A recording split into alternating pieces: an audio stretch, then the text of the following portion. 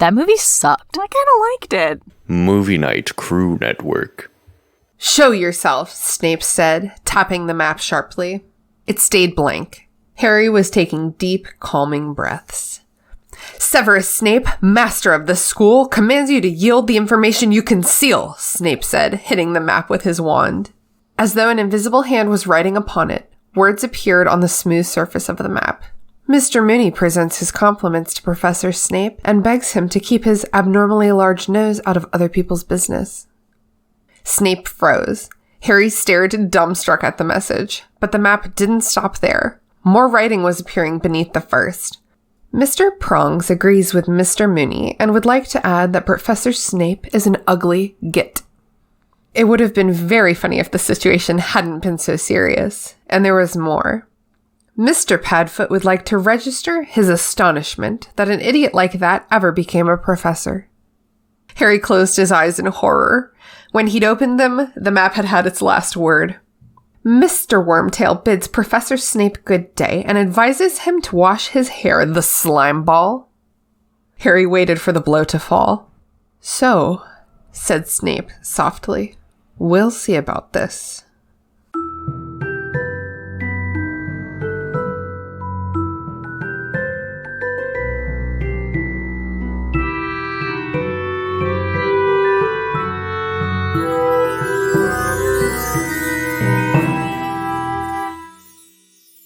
What's up, potheads? Welcome to the Restricted Section, a show in which a bunch of nerds with potty mouths reread the Harry Potter series for the umpteenth time and discuss the ways that the story and its themes have stayed with a generation into adulthood. Thanks for listening. If you haven't done the reading, don't worry, we did it for you. Here's what we're talking about this week. Chapter 14, Snape's Grudge. All right, so this chapter starts with the last chapter, because, Sirius Black has tried to attack Ron in his sleep with, a knife, and Ron screamed. That was last chapter. So this chapter, the school goes on lockdown, and everyone's looking for him. They can't find him. He escaped again. So whatever, let's carry on with our lives.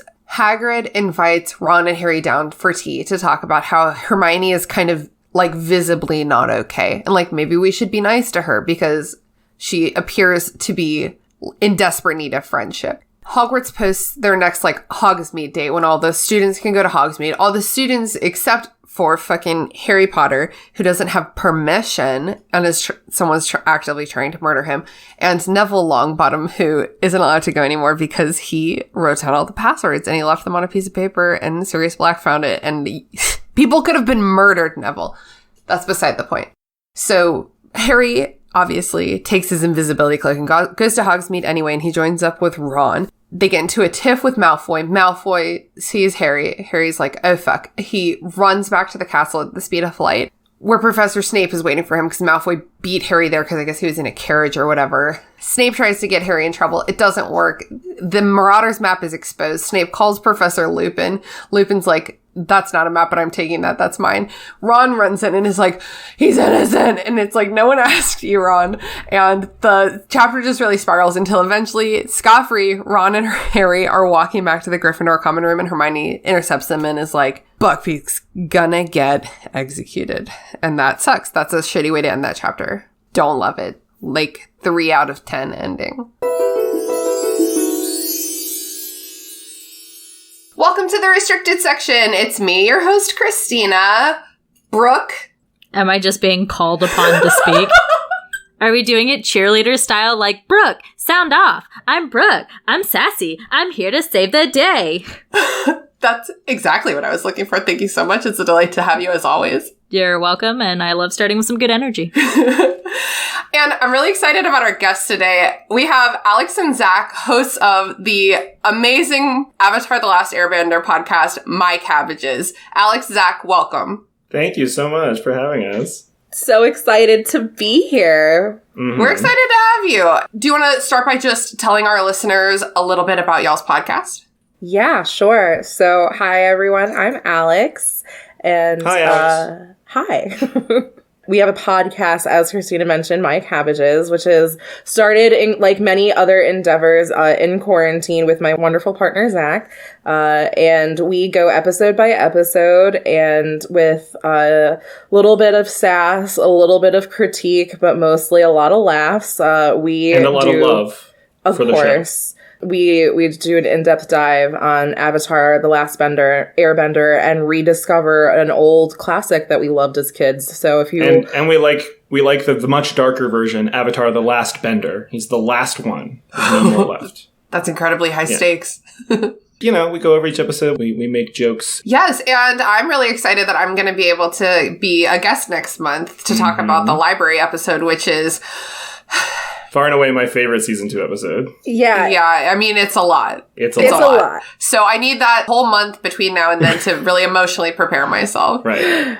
Alex, could you please tell us a little bit about your very Harry history? Like, how did you get started? Did you read them? Did you watch them? Yeah, all the above. And honestly, it goes really way back. Brooke and I were at all the movie premieres, all the, not all, but a lot of the midnight book premieres at Barnes and Noble. Yeah, because you mentioned that you and Brooke are childhood friends. I think that's important context. Yeah, so I have had the wonderful pleasure of knowing Brooke since we were young. We were neighbors, grew up across the street, and were definitely besties. We would role play Harry Potter and Lord of the Rings in our neighbor's backyard because it reminded us of a Rivendell, and her copy of the Silmarillion had like Elvish in the back, and we would put together like these different names to come up with the coolest sounding like Elvish names and translate them. We were cool. Leodon Merogian. Yeah. I actually distinctly remember one of our favorite things to do was just play like Hogwarts Train. Yeah. Like just the Hogwarts Express, where we would like endlessly play through getting to the station, meeting each other. We would make up witch names for ourselves. We would like play act just riding the Hogwarts Express to Hogwarts, and then we would do a sorting, and then that we would call it. Like, we never really wanted to get into like the day-to-day stuff, but we played Hogwarts Express all the time. We don't want to go to school, gross. We just want to travel to school. Yeah. That is precious. Brooke had all the cool games. Like, you had a computer in your room, so we would play Harry Potter, like the first EA really terrible PC game, and I'm trying to figure out how to cover those on the podcast because they're truly iconic. They really are, like, changing, really. We played all the cool board games, like Escape to Diagon Alley or whatever, and yeah, it was Is that the one that's at my house now? Yeah. I honestly looked after I remembered that, I went after your wedding, Brooke, no joke, and looked up a copy of this game on eBay, and I hardcore almost bought it. Well, I have it. We'll just have to all play together. Yeah. So, yeah, I've been a hardcore fan. I discovered it first through when I was in elementary school, and my teacher was reading it when I was in 3rd grade, and I loved it so much. I convinced my teacher to read it again, but we got the audio version, and then we got our school, like our class, to do a play where, like, people read out loud the different parts. Like, it was wonderful. And after that, I've been a lifelong fan ever since. That's awesome. What Hogwarts house are you? This is a really loaded question. It's a controversial thing. You can tell us, just describe it to us. If you're divergent, that's okay. We understand. Okay, so I am divergent, but I started for the longest time, and whenever we would, like, you know, play, like, roleplay growing up, like, mentioned Hogwarts Train and house sorting, I always thought I was Ravenclaw. For my entire life growing up, I thought I was Ravenclaw. I went to Harry Potter World thinking I was Ravenclaw and brought all my, like, Ravenclaw merch, like my scarf and everything, and then Pottermore took the quiz 10 times. 7 times I was Slytherin, 3 times I was Gryffindor, and once I was Hufflepuff. Never once was I Ravenclaw. Oh my god. Tragic. So I came to the I mean, if we go by that, I don't know. So I really do think I am a split. I like to call myself Harry, how I could have been sorted into Slytherin. But I am, I think, at my heart, a Gryffindor, because Leslie Knope is my spirit animal, and I'm very much aligned with the courageous, for sure. Always diving in head first, very loyal to a good cause. And my friends, I know loyal is more Hufflepuff, but anyways. It's both. Some loyalty is bravery, and sometimes it's just, like, really mild friendship feelings. Yeah. So I'm an Aries fire sign, so it all works out. Gryffindor. Yeah. No, I was going to say, as you've grown older, you've definitely grown into a Gryffindor. Yeah. I agree. That's awesome. I love a good Gryffindor. So, Zach, now what about you? What's your Harry history? My Harry history. I read the books as kids. I think it was something that, like, my mom would do for us when we, like, did something good, is she'd, like, go out and get the next audiobook and we'd all listen to it together.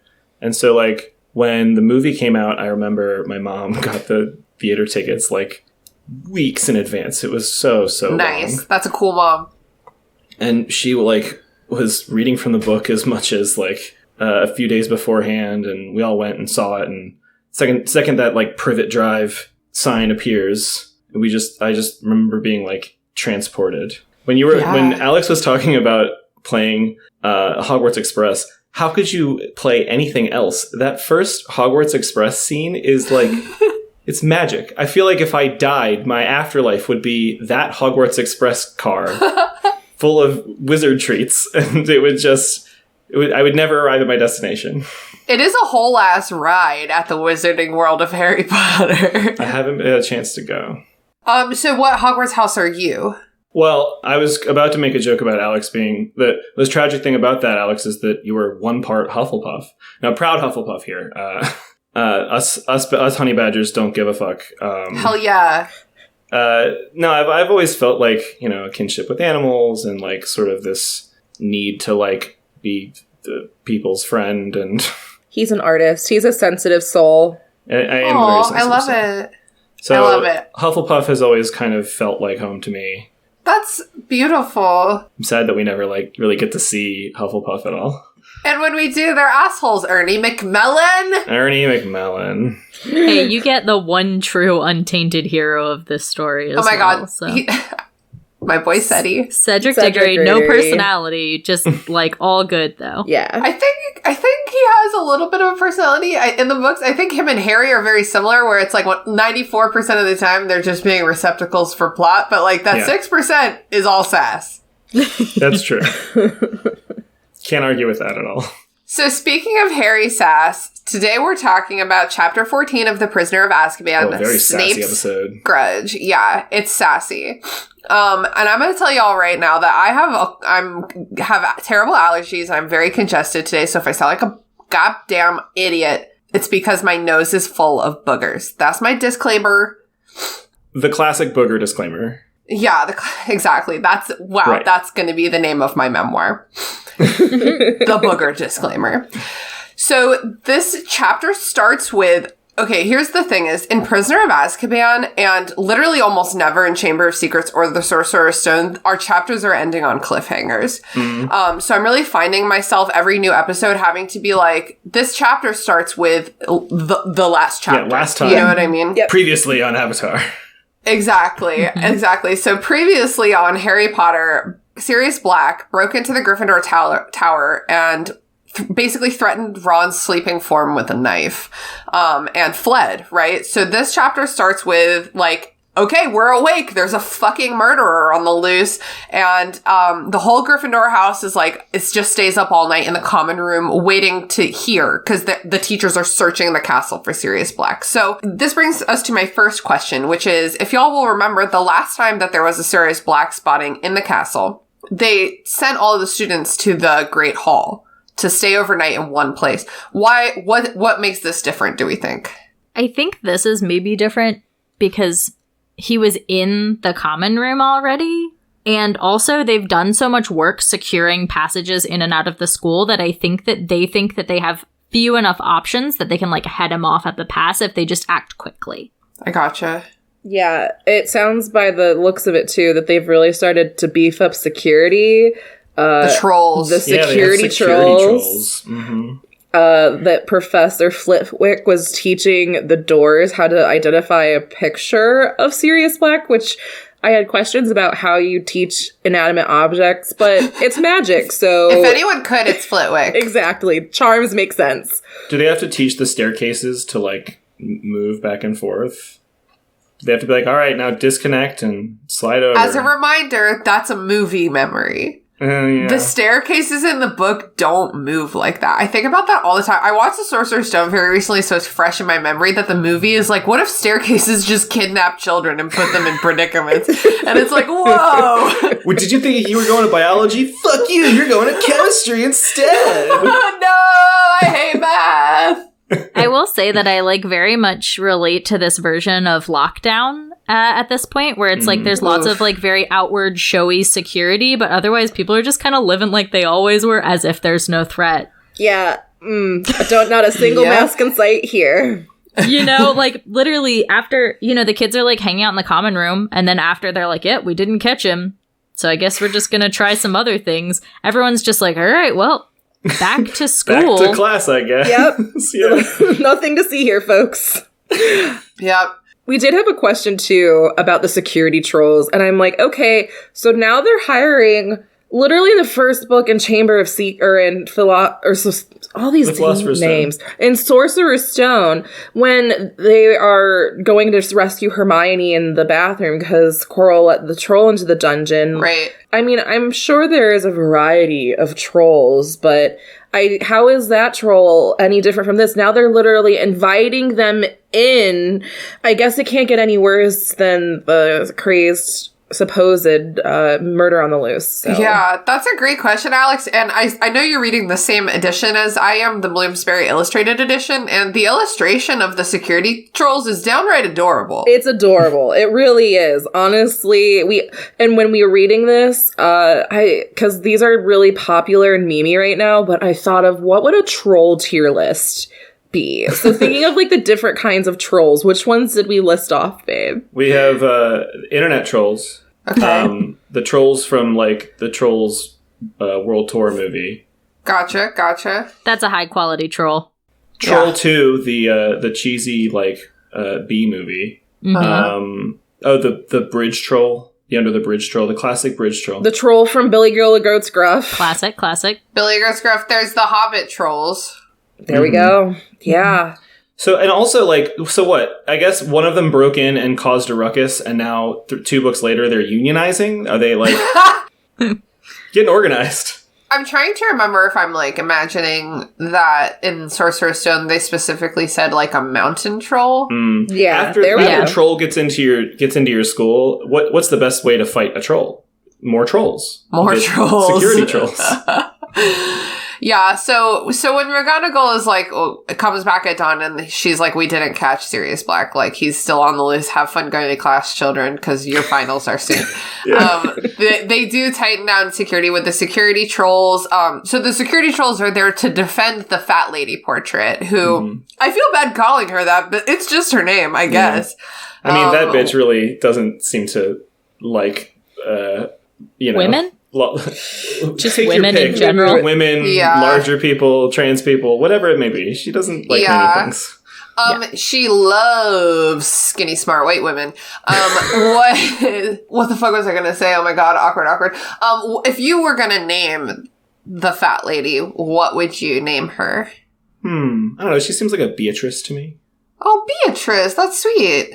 Like, if you were gonna give her a description of her portrait name, and maybe this, I'm having a movie memory, but like the opera singer or something, like she's got a very, or like the diva, she's got a very diva vibe. Yes, but because it is like a thing, I think, that in the movie that she like kind of can't or sing. Like prima donna, if prima we're going donna. for that the would be like a beautiful vibe. name. Yeah. How do the rules of Harry Potter paintings work? Like, if somebody needed to contact the fat lady, Beatrice, sorry.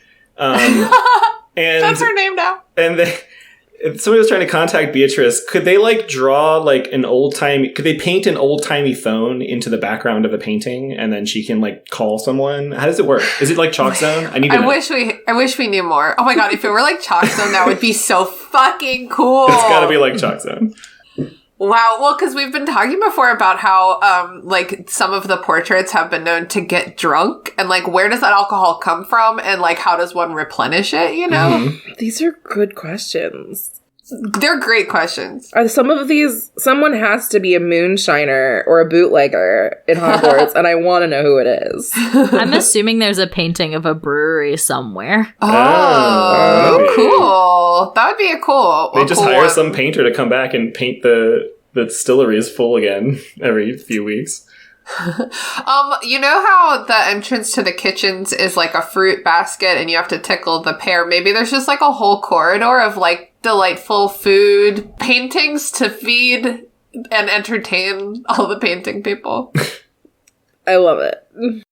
Seeing all of this added security, Harry's like, you know, if I wasn't invincible, I would start to be worried about this secret passageway that leads into this castle that is evidently the only way Sirius Black could possibly be entering the castle. Right.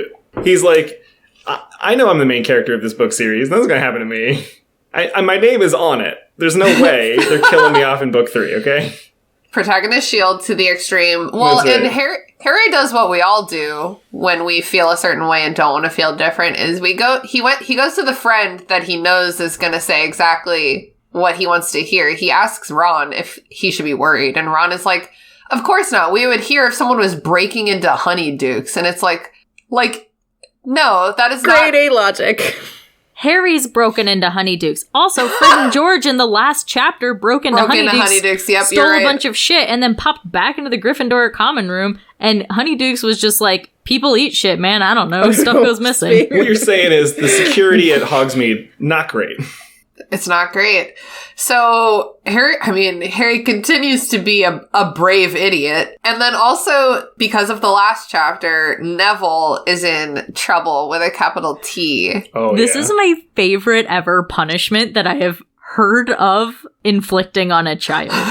Which is just that Neville.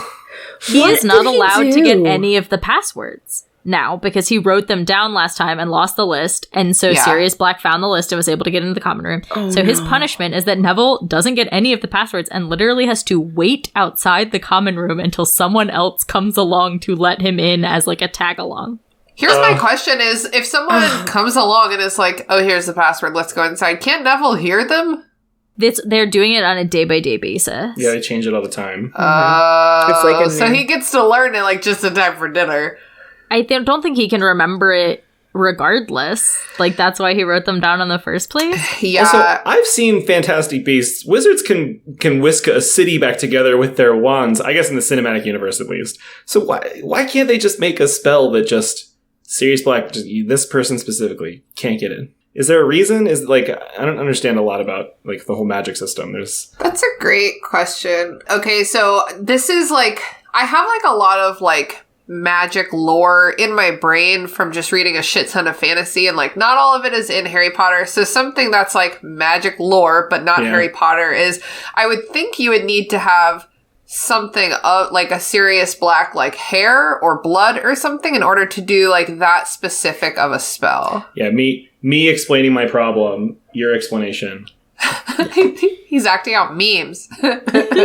Do you do the audio, the video also? Do you I don't. You don't. It's more fun to just say he's acting out memes. He's acting out a Drake meme, which I particularly appreciate. Yes, it is a Drake meme. Thank you for specifying. Yeah, okay, so Neville, I mean, he definitely fucked up. There's no doubt about it. He did a really bad thing, but people are being, McGonagall forbids him to go to Hogsmeade. She gives him detention. She forbids anyone from telling him the password. And his grandmother sends him a howler. And everyone fucking hates him right now. And, like, I just don't feel like that's the right way to handle a child who, like, is so nervous that he can't even remember the password in the first place. We had the same exact conversation when we were reading this together. I was like, this is toxic childcare. When this bitch was writing this, like, how internalized, like, how was she punished as a child? Like, because now I'm going back and reading this and I'm like, the public shaming and the fact that the voice gets louder. The howler? Yeah. Yeah, the howler is serious. Yeah. Okay, so as a devil's advocate here. Andrew's not here. Someone's got to be. If Ron had been killed, which we know is not Sirius Black's intention, but yeah, you're right. In this scenario where we all think that he's a murderer, and if Ron had been killed, Neville would essentially be accessory to murder. Like, it's not exactly completely disconnected. Like, I think we downplay it a little bit because we know that it comes out okay. I know, but, like, also, I feel like that's just so a kind of situation where it's like, if Ron had died, Neville's guilt for the rest of his life is, more punishment than you could ever give him. Mm-hmm. He needs therapy. But also, and I think they make this point when Ron is recounting his story. Dramatically. Yes, like the poor little... For the ladies. Oh, yeah. For the street cred. He is just... But then you think, wait, how, if Sirius Black was really trying to kill anybody, did he get past, like, all of these, like, sleeping, like, boys? And so I think, yeah, if Ron would have been killed, probably, wouldn't you theorize, taking it a step further, that Sirius would probably have also killed the others? That's true. Prince in the Tower situation. Wow. Yeah. Well, I'm really glad that we narrowly avoided just a shit ton of child murder. I know. Yeah. Well, my question is, like, if they're caring about, if they want to lock down the common rooms so exclusively, like, isn't Neville super exposed, just standing outside the door waiting for someone to show up? Like, what if that someone is fucking Sirius Black? Take Neville. He deserves it. Leave the rest of the children. He's volunteered as tribute. I'm joking, obviously. I want to mention briefly that we are Alex and I sipping upon some delicious butterbeer in honor of our trip to Hogsmeade this episode. Oh yeah. Are you doing alcoholic or non-alcoholic butterbeer? Oh, we boozing the butterbeer. Boozing out. Mm-hmm. What is your recipe, if you don't mind my asking? I'm a collector of butterbeer recipes. Yeah, absolutely. So the recipe that I use is the one from Binging with Babish. I love Binging with Babish. Yes, I love Babish as well, but I also have... She has a rivalry with Babish. I love to hate Babish because I just, like, he does things and I'm like, but I could do it better. I'm just a food snob. But at any rate, I use his recipe, but I don't know how this happened, but for some reason I was convinced that it called for also, in addition to butterscotch schnapps, also cinnamon liqueur, like a little bit, like Goldschlager or something like that. And so I added it, and I went to the liquor store to get some so we could make some for the pod, because we wanted to be on theme as possible. Mm-hmm. And then I looked at the recipe when I was making it today, and I was like, guess it doesn't have any. So for some reason, I guess I just had Goldschlager at one point in my cabinet, and I had enough butterbeer at that point. I guess I just added some. So yeah, you can just use Binging with Babish's recipe, which off the top of my head is like just some heavy cream, an egg white, some simple syrup, some butterscotch schnapps, a dash of vanilla. I know, right? And then you shake that all up with some ice, and then you pour that into a glass, and you top it off with some cream soda. That sounds amazing. That sounds like something that Haley could drink a whole one of. It's dangerous. That sounds very sweet. And I'll link that in the show notes for anyone who's interested in using the same recipe from Binging with Babish. She was like, do you want 2 or 3? And I was like, well, you're going to twist my arm. This will make it for 3. I'll get there. Well, I just made a batch. So when instead of measuring things like Babish's recipe, I just used a mason jar as my tumbler or shaker, and then just measured that way. So speaking of beverages, I'm trying to get better at my segues, and I'm proud of that one. Hagrid invites Ron and Hermione. Nope, not Hermione. Harry. I put Hermione in my notes. What do I think is going on here?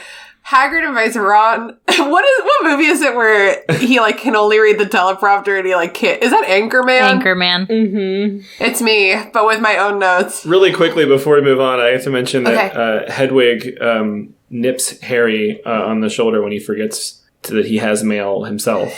And she's an aggressive male person. Yeah, as someone with a bird, I can relate to that because one time I looked over and Rory was my bird's name is Rory. He is named after the Doctor Who character. And I looked over and he was just pulling business cards out of my stack of printed business cards and they were just all over the floor. He was just That's adorable. Being the worst secretary ever.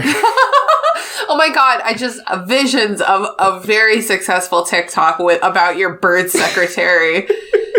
You can have that for free. Yeah, you're welcome. Yeah. Find him at bird secretary. I'll tell Rory, it'll go right to his head. We're going to sculpt him a little desk. It's going to be great. Out of like a tissue box. But yeah, I was really proud of Hagrid for making an adult decision for once in this chapter. Yep. He's like definitely sober this time. Yes. Great start. Yes. He sends them an invitation to tea, but he like specifically tells them like, you're not allowed out of the castle, so wait for me in the Great Hall. I will come and collect you. Very adult decision. Yeah. And the whole reason he invited them there was to be like, you're being really mean to Hermione. She's having a hard time. Like, guys, come on, get your shit together. Yes, my bullet point for this is good. Yeah.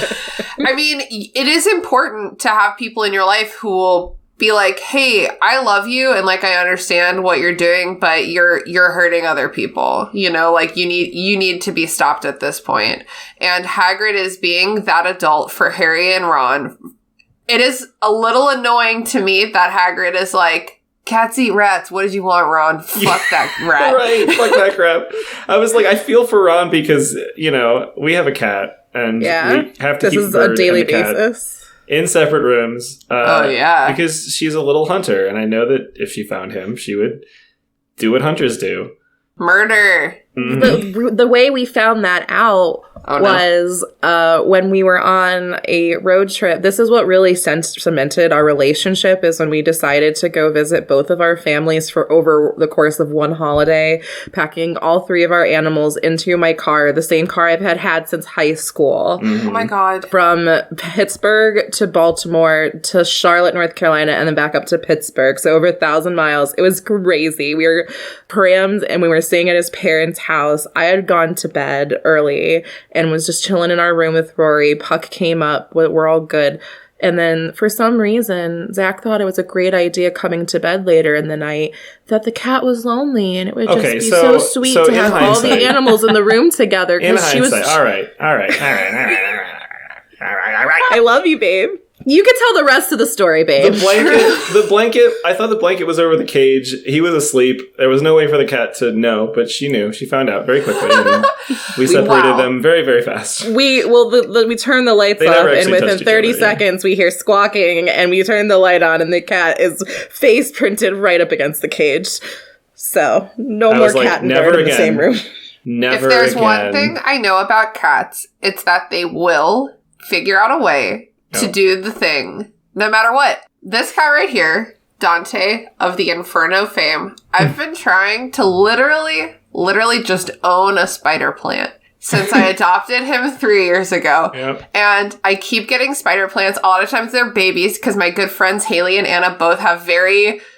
What's a good word for having lots of babies? Very fertile spider plants. And every time I bring home a perfect little baby spider plant, all wrapped up, all swaddled. Oh no. My cat fucking murders it. And I was so happy. I'd had one for about 6 months and it was really rooting. I was rooting for it. Did you name it? Was it named Kevin? I don't name my plants because that's when things die. That's why I don't name cars anymore. And Dante, I was up on the counter so high, and he never goes on the counters. He's certainly not allowed to, but he knew it was up there, even though he couldn't see it. Mm-hmm. Cats will murder the things you love. That's why you just have to be like, I guess I love my cat the most. Yep. I'm accidentally defending Hermione. I didn't mean for this tangent to end up here. I think Hagrid is being stupid. And he says, people can be, this is a quote, okay? People can be a bit stupid about their pets, said Hagrid wisely. Behind him, Buckbeak spat a few ferret bones onto Hagrid's pillow. I literally said when we were reading this that, quote it, pin it, this is the whole quote, this is the best quote of the entire chapter. People make stupid decisions about their pets. This is the definition of Hagrid's existence. It's also the definition of irony, right? Right. So I do have a quick question. When they come in, Hagrid has his trial outfit out on the bed. It's right. It's bad. And it notes that he's got a gigantic hairy brown suit. A very hairy suit, yeah. I'm wondering if this isn't like a Silas. What does that mean? It's the John the Baptist style, like, torture hair shirt that people wore to atone for their sins in the Middle Ages. That is a thing that I didn't know about until this very moment. I've heard of the term hair shirt. Yeah, I didn't even think of that. What? So it's called a Silas, Cilice. And what it was is in the Middle Ages, John the Baptist kind of made it famous. Like, he started the trend, and other people were like, damn, boy looks snatched, we're gonna get on that. Cute fit, John. So basically what it is they would make shirts out of usually horsehair, and they would wear them as undershirts because basically they were so abrasive and uncomfortable to wear that you would constantly be itchy and somewhat in pain. And it was supposed to be a constant way to atone for your sins and to never find true comfort until you had done so. Whoa. Yeah, I think like in medieval fantasy books a lot, you'll see characters be, it was as annoying as a hair shirt or something like that. What? Like, you'll hear it comes up in Game of Thrones, if I'm not mistaken. There's like a couple of the, I forget who, but there's a religious order that wears hair shirts as a punishment. Oh my god, I have no memory of this place. I thought that she was just calling back to Wizard People Do Read Her, because Hagrid is a large, hairy truck.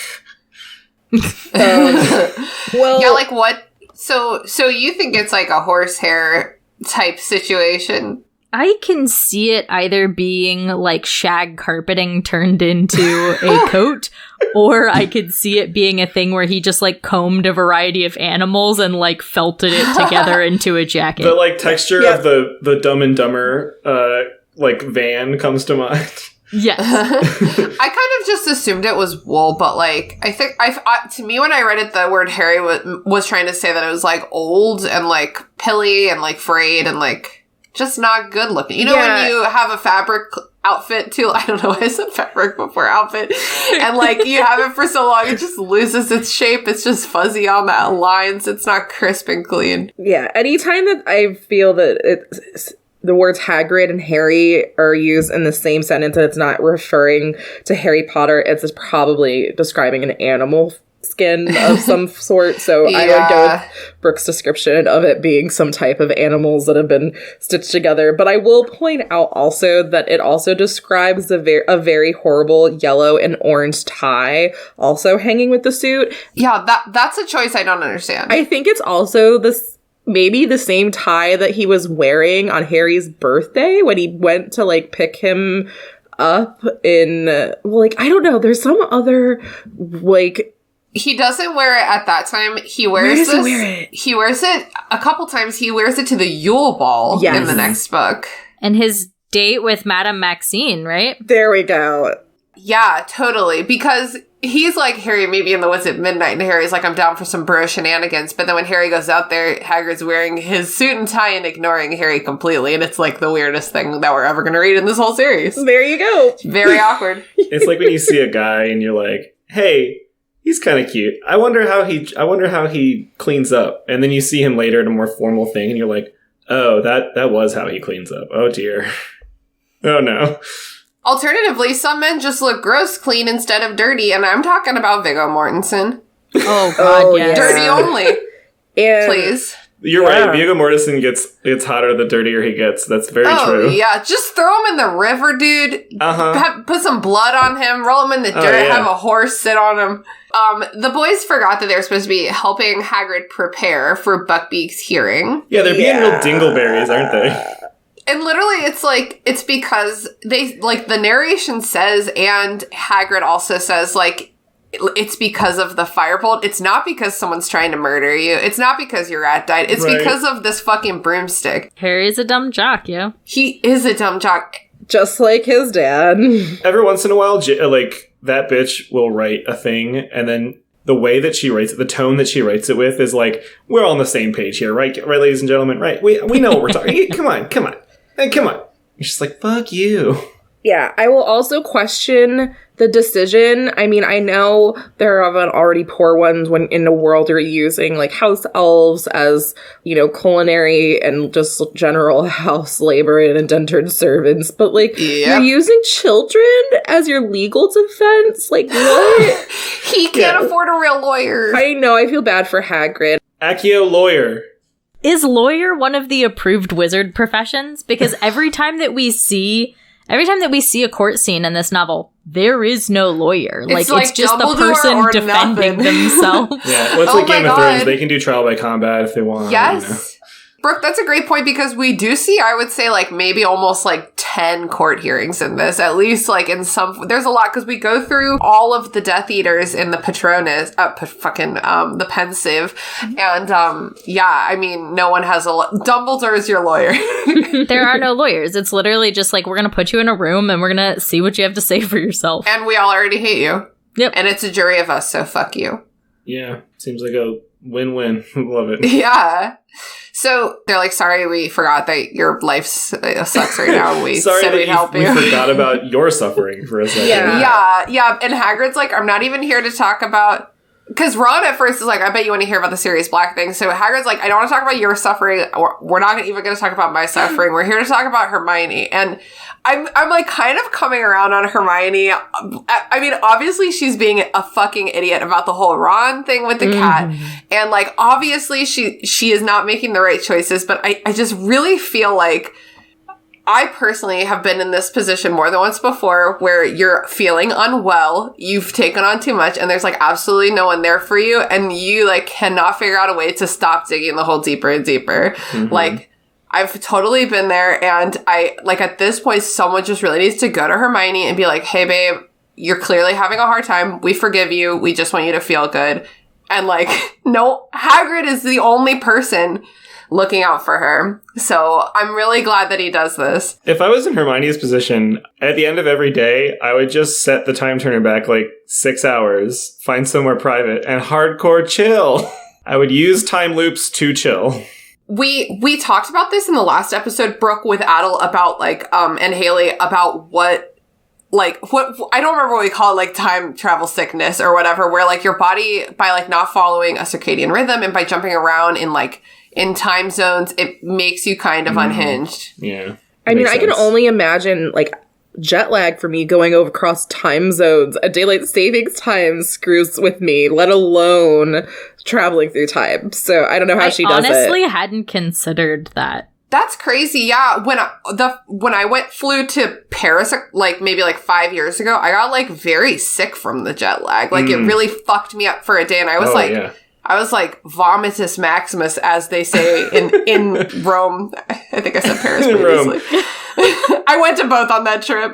I flew to Tokyo in college, and I arrived there, like, I left at noon, and I arrived there at 11 a.m. on the next day, but because of the time loop, or because of the time cycle, it was the same day. So That's crazy. You literally put like a secret day in your life. Yeah, I arrived there. I flew for 14 hours, and I arrived there an hour in the same day, an hour before I left.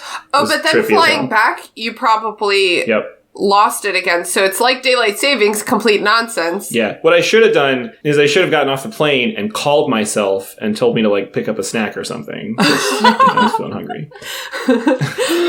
Speaking of feeling hungry, I told you I'm getting better with these segues. Just you wait. Hagrid suggests that Hermione has bitten off more than she can chew. Okay, so do we think Hagrid knows about the time turner? Yes. Yes. He's a professor. He's a professor. He has to know.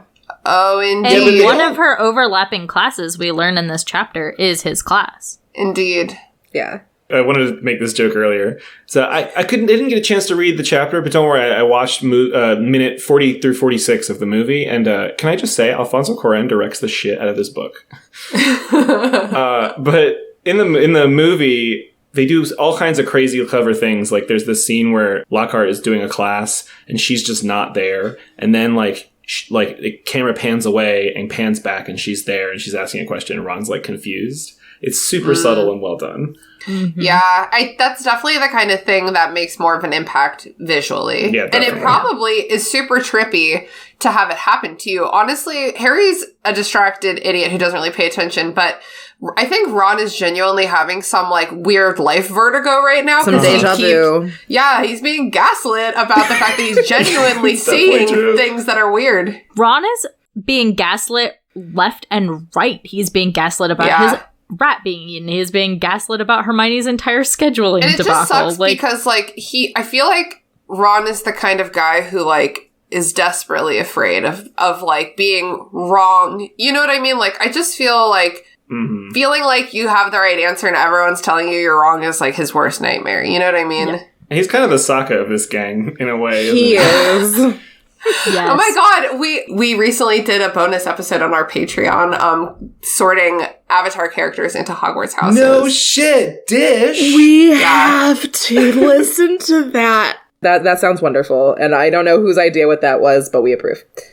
Oh, I just ran out of ideas for bonus episodes, and I'm like, well, just pick any other fandom, and we'll talk about that in the context of Harry Potter. So I'm always taking recommendations as well. That is wonderful. And I will say, really, like, to just jump back when you mentioned earlier that Hagrid couldn't afford a lawyer and was relying on children, that is just even more of a travesty because he's a teacher now. Like, they seriously need a teachers union. Like, do we think he even makes real money?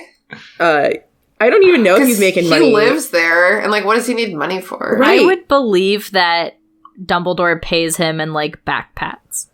Oh. At first I thought you said backpacks, and I was like, why does he need so many backpacks? It's like, who runs the park in Jurassic Park? The old man. Yeah, that guy. I don't remember his name either. It's like Hagrid's, like, the programmer in that movie. He's like, you don't appreciate me at all. Oh, man. I fucking love Jurassic Park. That's our next crossover episode. Anyway. So here's the kicker. Okay, here's the kicker about Hermione. She's been acting out. She's not doing okay. She's sleep deprived. But she's been making time in her time turner schedule. And she's been using intellectual and emotional energy and also physical energy to help Hagrid do research for his case. Of course she has. Yeah. And the thing is that we have talked a lot before about how Hagrid really takes advantage of these children, but I feel like Hermione... that's just so not the case here. Like, I feel like Hermione came to Hagrid and was like, here, I've done this research for you. And I feel like Hagrid had an impulse where he was like, oh my god, thank you so much. I'm really going to use this. I need children to help me get through my life. But I feel like he is such an empathetic person that he, like, immediately was like, let's, like, talk. Like, are you okay? Like, you look obviously not okay. And I feel like he is like, yeah, I need more help. Like, why don't you come on down and we'll, like, talk about it. Like, let's have some tea and stuff just so he can, like, keep checking in on her. You know what I mean? Right. Giving her, like, a fun project to distract her from school. So do you think that he's genuinely, instead of, like, leaning on her, he's like, I need to give her this thing so that she doesn't, like, go crazy? Little column B. Yeah, that's probably true. I thought it was interesting that, like, Hermione is always a kind of an activist. I feel like that's a core part of her character. And it's so funny because it's like that bitch has such a Voldemort? Yeah, Voldemort. After you say it like 3 or 4 times, it starts to really roll off the tongue. Gotcha. Voldemort has, like, such contempt for Hermione whenever she's, like, doing any activist stuff. Like, when she's, like, spew, she's like... Yeah, it's a caricature. She has to invent a fictional oppressed class that likes being oppressed. It's like the cow that wants you to eat it in Hitchhiker's Guide to the Galaxy. It's fucking absurd. Oh my god. Yeah, it's definitely not great. And J.K. Rowling, Voldemort, she who must not be named, even though I just said her name, she definitely does, like... she doesn't like most of her female characters. I feel like there's a couple she's really proud of, like McGonagall. You know, it's, like, unwavering. But, like, definitely, I think you can tell that the writer thinks that Hermione's, like, a bit of a silly little girl. You know what I mean? Mm-hmm. So, eventually Hagrid walks them back up to the castle. When they get there, the Hogsmeade date, the next Hogsmeade trip has been, like, posted on the bulletin board or whatever. Yeah, this is totally fine. They are in lockdown. Why are they letting the kids go on this field trip? It's all the southern states that are just taking, we don't need masks anymore. Like, you can go out. Hogsmeade is Florida. Whoa. The Screeching Shack is Florida. Hogsmeade is the South. Yeah, so they talk about this, like, bulletin board a couple times. I feel like once a book you hear about the bulletin board. And I want to know, like, what the Hogwarts bulletin board looks like. Does it have cute decorations? Are we, like, shouting out any students? Like, are there A+ papers stapled to the bulletin board? Like, do we have some letters up at the top? Are there student bands that are performing? I want common room house shows. I want a misconnections corner. Ooh, oh my God, for sure. Love it. You have all the studies that you can, like, rip off to be a participant in or something. Like, saw you at the Quidditch field. You turned into a cat and ran away. I wish you would come back. Oh my God! Wait, that's gonna be our next T-shirt. That was the best. Just, like, isolated.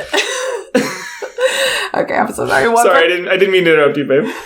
Alex, I love your idea of doing psychological studies on the students because Hogwarts has exactly zero give a fucks for that. They would be like, we're trying to see if humans do well being transfigured into cups and back, so if we could just get, like, 6 or 7 students to volunteer. No big MVT. And when I was in college, I mean, maybe because of the college I went to, but all the posted signs about that was always like, do you smoke cigarettes? You might qualify for this study. And everyone always smoked cigarettes and they didn't have any money because we were all shitty college kids who smoked cigarettes. Yeah. Okay. So back to the bulletin board. I love that. No, that is like people treating it like a Pinterest board. Like, I don't know. Yeah, there's a lot of potential for the Hogwarts bulletin board. But so Harry's and Ron are talking. You know, Ron's like, "Are you gonna come down the secret passageway that we're not telling anyone about? Are you gonna go endanger yourself?" And Harry's like, "Fuck yeah! Why would I ever do anything different? Of course I'm gonna, do that thing." And then Hermione shows up. I'm going to go cough into a cafeteria full of 80-year-old people. Yes. And then Hermione comes up and is like, Harry, are you fucking kidding me right now? She's like, dude. Fucking real talk. And Harry's like, you've known me for this long. Are you even surprised? Yeah. Hermione threatens to tell Professor McGonagall about the Marauders map if Harry goes to Hogsmeade again. Like, I don't like the I'm gonna tattle card, but I don't either. Hermione's right, obviously. Hermione's righter than the school administration who's permitting this trip in the first place. She's so right that Dumbledore might order some bullshit extra points at the end of the semester. Hashtag justice for Slytherin. It's true.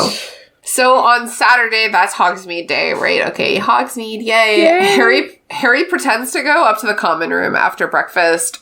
I think they're like in the entrance hall. Hermione, Ron, and Harry are all in the entrance hall, and Hermione's like off by herself. And Harry's like, shucks, I'm sure gonna miss you today, best bud Ron, because you're going to Hogsmeade, and I'm staying in this darn tootin' castle. And Ron is like, oh yeah, bud, go on up those stairs, because I'm not gonna see you for the whole rest of the day. Wink. Wink. I mean, okay, do we think Hermione, like, believes this? I don't think she's nearby. Like, we always forget that, like, Hermione's got gal pals. Like, it gets brought up every now and then, but, like, she's not alone when she's not with them. She's just with the other female friends that she has and we never see. You mean that in the all of the aughts of common fiction, female characters have friends that aren't the main character? Dude, I truly regret that we don't see more of Hermione's female friendships. And also, it's interesting that you say that because today I learned 2 words that I've never said out loud before, so just bear with me. Okay, there's a protagonist, and then there's a deuteragonist. No and then there's a tritagonist. Whoa. It's like the main character, the second main character, and the third main character. And I learned about this in the context of, wow, this is such a tangent, but I think it's interesting. I googled Li Shang from Mulan just because he's hot, and the guy who administered my COVID vaccine today looked like him. So I just was pulling up some pictures to really compare and contrast. And Wikipedia was like, Li Shang is the tritagonist of Mulan. And I was like, wait a fucking second. And I have a whole ass degree in like literary analysis. I've never heard the words deuteragonist and tritagonist before. You made that up. But then I Googled I literally Googled the phrase examples of tritagonist because I really wanted to like dig into it, right? So like in Mulan, it's like Mulan's the protagonist, Mushu's the deuteragonist, and then Li Shang is the tritagonist. Okay, but when you Google examples of tritagonists, almost all of the examples were women like Hermione, where it was like the hero, his best friend, and then that bitch. And there was almost all the examples were that exact structure. That's a t-shirt. The hero, his best friend, and that bitch. It's like the hero, his best friend, and a girl in a leather vest. Yeah. Yes. And it's like one of us is gonna fuck her, dude. Like one of the two of us, it's depending on the tone of the story, one of us is gonna fuck the only woman that we know. What do you think the terms get to by the end of Game of Thrones? You're like, this is the septagonist of Game of Thrones. Oh my god. Wow. Okay, where are we? So Neville's following Harry around. Yeah. So Harry's trying to get in to the secret passage. He's at the secret passage with his invisibility cloak because he's being super smart and secure this time. And Neville is like so desperately trying to chill because Neville's ostensibly, or like presumably, Haley taught me the word ostensibly recently and I've been using it too much. So presumably is a more appropriate word here. What's the statue? What's the one-eyed witch?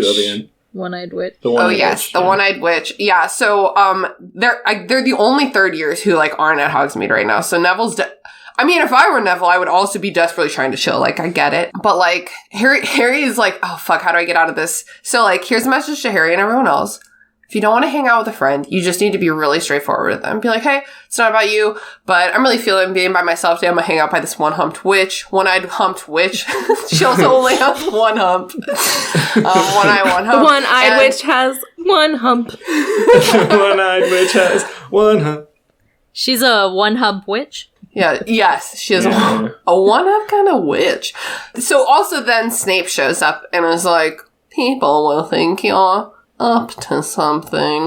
Except I didn't pause nearly long enough in the middle of that sentence. And also that's from Sorcerer's Stone. Harry's getting seriously hog-blocked here. It's bad. That sounds like way grosser than like the original, I think.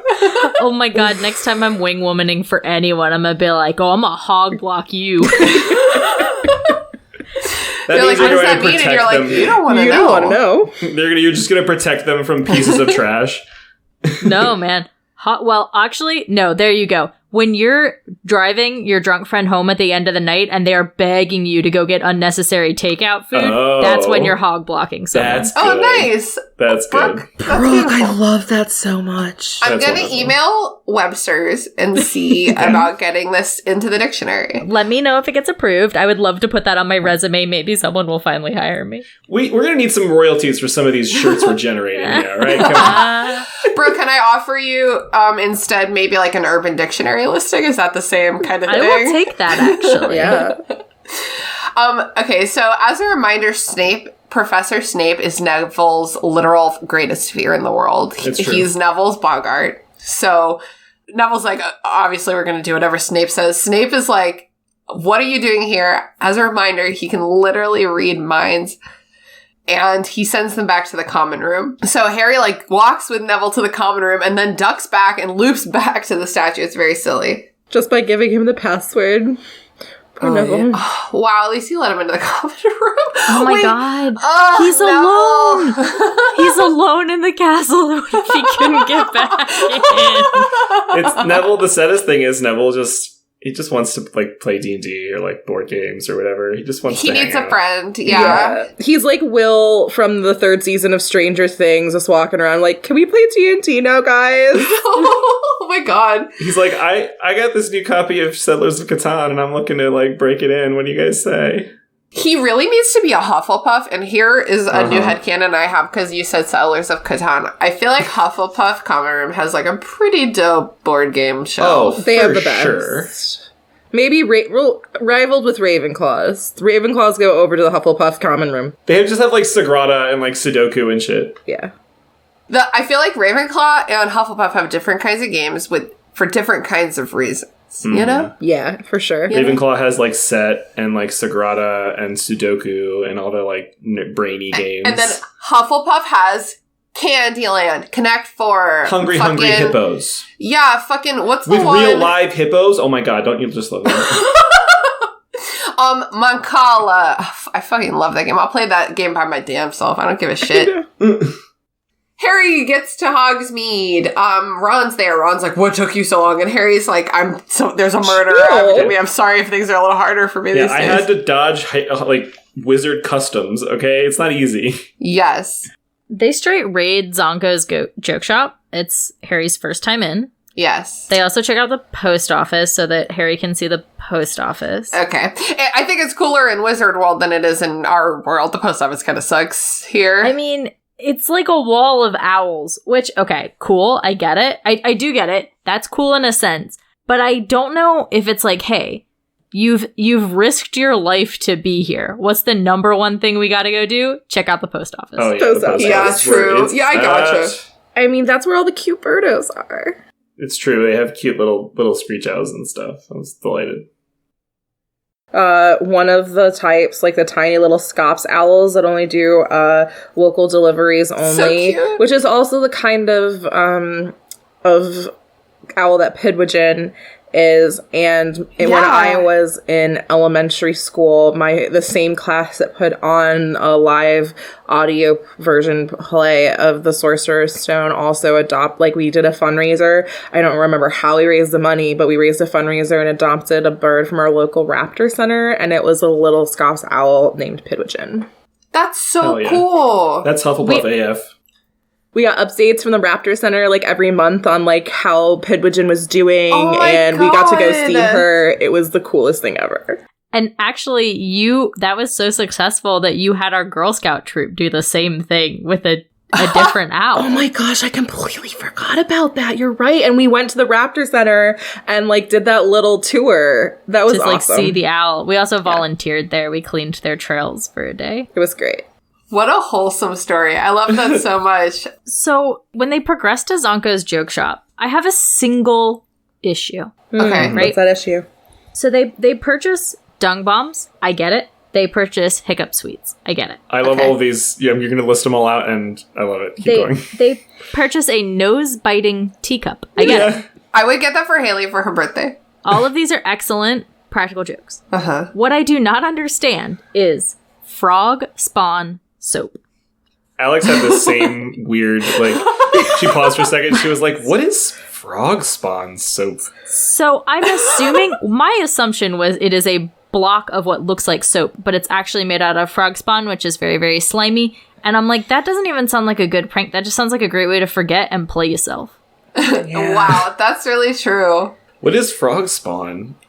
It's like tadpoles. Oh, before they get to tadpoles, though. The spawn of frogs. Well, yeah, I was gonna say, like, these frogs be getting. You just have a lot of frogs getting nasty in the back garden, and they gotta off-put it somehow. Alternately, do we think it's soap that every time you use it, it spawns a frog? That's a good prank. Yeah. That's a way better prank than just, like, being a gross bar of soap. You're, like, washing your hair, and instead of, like, the Grudge where the hand comes out, just a frog comes out of your hair and pops away. That's hilarious. It's, like, almost, it goes hand in hand with chocolate frogs. Like, you know, it's like, are you expecting the frog, or are you not expecting the frog? Right. Okay, so what I liked about their time at Zonko's is that Harry reflects that it's the sort of place that Fred and George would like, right? Mm-hmm. I always have to be like, right, because I don't keep my book in front of me because, as we've mentioned, it's a Bloomsbury Illustrated edition. It's quite loud and big. and I like that little bit of foreshadowing because you're like, yeah, they would actually be happy just, like, being here. So after Zonko's, they go to the Shrieking Shack. What are some other good Zonkos? Like, what would Zonkos sell? We've got, like, whistling shriekers. Patty whackers. Yeah, patty whackers. There you go. I'm a little bit, I don't know if biased is the right word or like, well, I was very recently at Universal where they have like an actual Zonko's joke shop and they have a lot of the candies. They have puking pastels, which I know are Fred and George original, but they sold them at Zonko's and I got them for my work friends because when you go out of town and you take off work, you got to buy just a little something for your work friends. Mm-hmm. And I think they had the teacup thing, and I've always been like, I don't think I want to pay like $45 or whatever to find out like what this joke is, because everything there is like $45. I honestly I really like in the films when they have that scene. I don't think it's at Zonko's. They have a Honeyduke scene. No, I'm talking about, I think when they're at Fred and George's shop, and it's like a very nonsense place to be. Like it's like so cool to feel like you're like in that. And that's one of the things that's cooler to see than it is to read, you know what I mean? Yeah. I just love she lists them off so effortlessly, it makes it sound like there's just oodles and oodles of them. Yes. Yeah. I would definitely want to go. If I were a student at the shop, I'd be most excited to go into would be Honeydukes, because I want to see beyond the cooking or the candies. If there's like pastries, is there a bakery? Like how deep does Honeydukes go? There's sour ducks. They're sour candies that make you do the duck face. Oh, I like that. Brooke, I remember, I think it was the beginning of this book where for one episode we asked if you were like just set loose in Diagon Alley, because this is the book where Harry gets set loose in Diagon Alley. Like, what would you do? And I think you said that you would obviously go for the sweets. Candy all day. Yeah, every day. Absolutely. But I also used to, there was a whole period of time in my life where I woke up every morning and started my day by eating a handful of gummy bears, which I kept by my bed.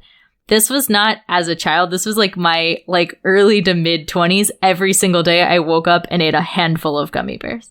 You know what? That's good for your soul. Living your best life. This is a slight tangent, but a few years ago I went to a really nerdy, it was a Harry Potter murder mystery kind of dinner. It was like an RPG event. Oh my god, Haley's next birthday party. I love that. We all basically LARPed as Harry Potter characters, and we had this big art auction. And my character was a guy who made beautiful paintings on invisibility cloaks. So they were beautiful, trust me, but you can't see them. Right. I've definitely been at a Ren Fest before where there's just like a hanger that says Invisibility Cloak. I have a vivid memory of seeing that somewhere. I love it.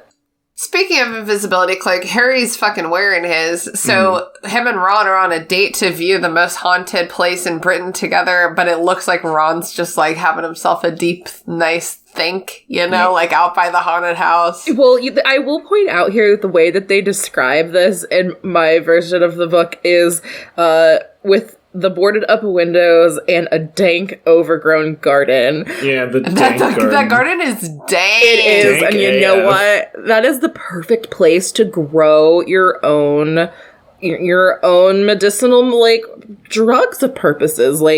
That's actually spot on because no one's gonna go there. That's where I'm all of the alt goth kids at if Hogwarts had the different cliques from high schools, your stoners would totally be going out to the Shrieking Shack to do weird culty magic shit, and they would be growing their drugs out in the garden. No one would ever know. They wear Twilight t-shirts because they know it pisses everyone off.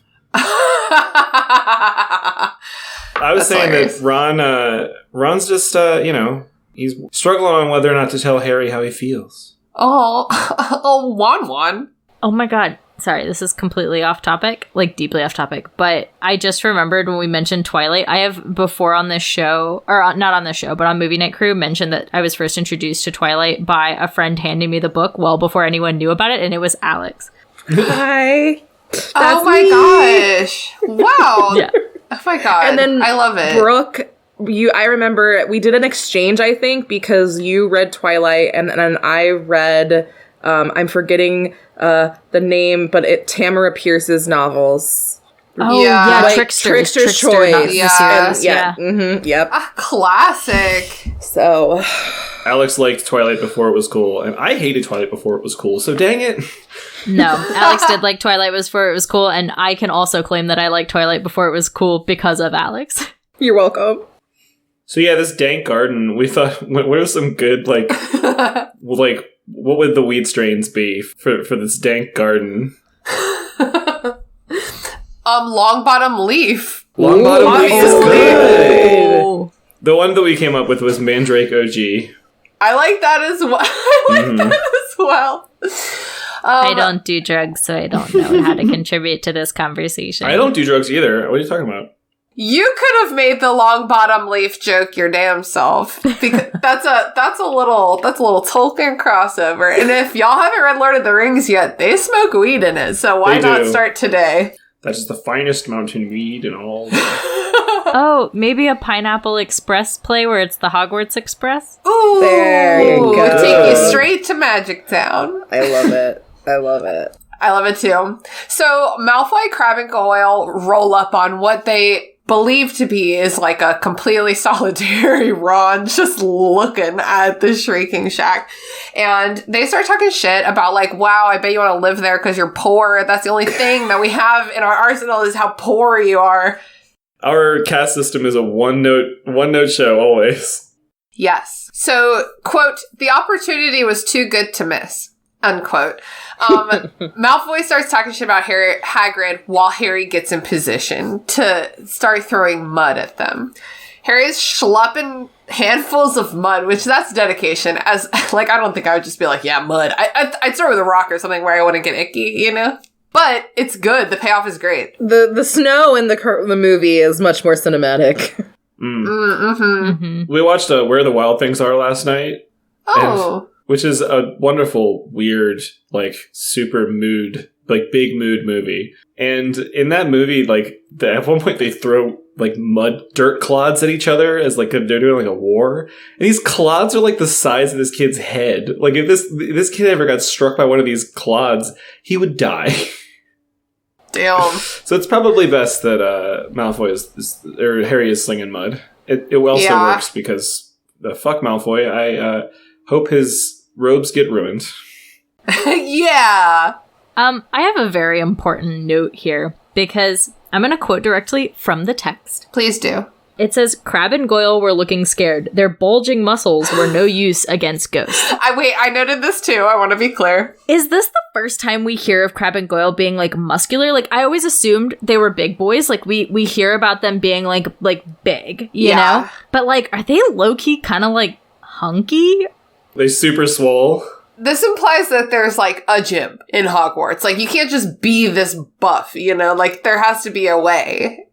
Like, we only previously hear about them just, like, eating a bunch. Mm-hmm. And that they're, like, tall and, like... But, like, they're hanging out in, like, the Slytherin common room doing, like, pull-ups off the rafters or some shit. They hit puberty before their classmates, so they're, like, doing, like, eating raw eggs for breakfast, and... Now I'm picturing Slytherin's common room as just, like, a sweaty gym, where they're all just flexing all the time. It is in the basement, or it is in the dungeons, in the very basement.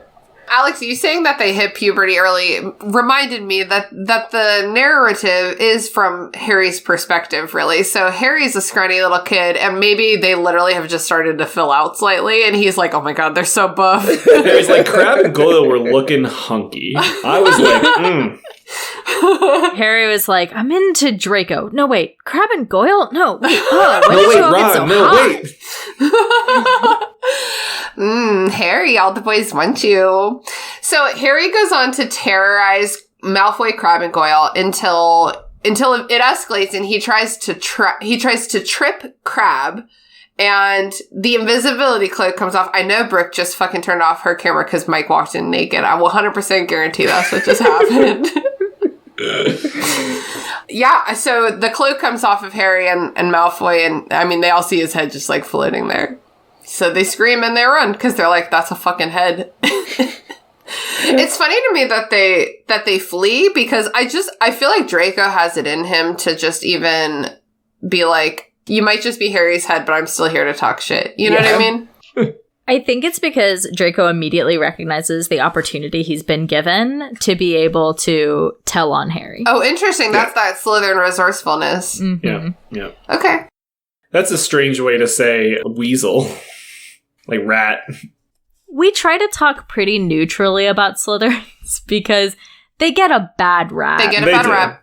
We have some beloved Slytherins on the cast, but Malfoy's not the example we need. No. People are like, he's so hot. I'm like, he's a flaming racist, though.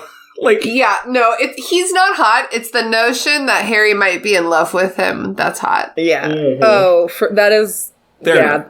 I can't argue with that. It's with in Avatar, everyone is like, oh, Katara and Aang or Katara and Zuko, and I'm like, no, y'all got those all wrong. It is Zuko and Sokka. I'm Team Zuko all day.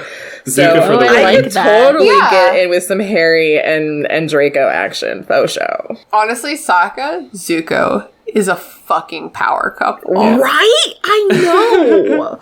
Al, you said that you could get behind Harry and Malfoy. Well, so can all of DeviantArt and all of Tumblr. So Malfoy, Crabbe, and Goyle, they run, they're screaming, and Ron's like, Harry, you need to run at this time. And Harry's like, I will. And he fucking dips. And he runs all the way back to Hogwarts, which I couldn't run all the way back to Hogwarts. I get the feeling it's like 3 to 5 miles is my guess. Like, it's a hike. I mean, they take what? They take carriages there, so it's not like a few blocks away. It's far. So he fucking runs. It's so far that he gets a stitch in his side, and he's like a skinny 13-year-old athlete. He gets to the castle. He exits the passage. He leaves the cloak behind because he's like, I can't get caught with this. He doesn't think about the map or the fucking Zonko's shit. But he's like, the cloak. I think it's because he's like, I cannot lose this because I've lost it before. No, he's thinking like a 13-year-old, like, oh, I can't get caught with this invisibility cloak, but I'm gonna want those treats later. But like, I mean, he just paid for them. Why doesn't he just run in the invisibility cloak? Like, I don't... He's not Have you ever tried running in a cloak? Yeah, I mean, yeah, I can do it if I have to. Listen, it gets tangly. It gets tangled. I was thinking that. If Snape is after me, I'm gonna stay invisible, alright? I mean, I probably would... That's the thing is, Snape intercepts Harry in 2 seconds at this statue. So... if Harry had been wearing the invisibility cloak, here's what Harry should have done. Is he should have fucking sat in the statue and not made a damn sound and did the old Lumos on his wand, looked at the Marauders map and like, where's Snape? Oh, he's standing the fuck outside the statue. But what if Snape never left? Because he knew Harry was in there. Because he can fucking read minds. Ooh. So Snape can read minds the whole time, and also Dumbledore can read minds the whole time. That's like something to remember, and sometimes it's like, wow, this plot is really weird if you remember the fact that Snape can read minds. Yeah. It's almost like some things she was making up as she went along. It's like so how in Star Wars, like, Luke kisses Leia, and then you later find out they were brother and sister, and you're like, oh, all right, so they just made this up as they went along. That's fine, I guess. Yeah, absolutely.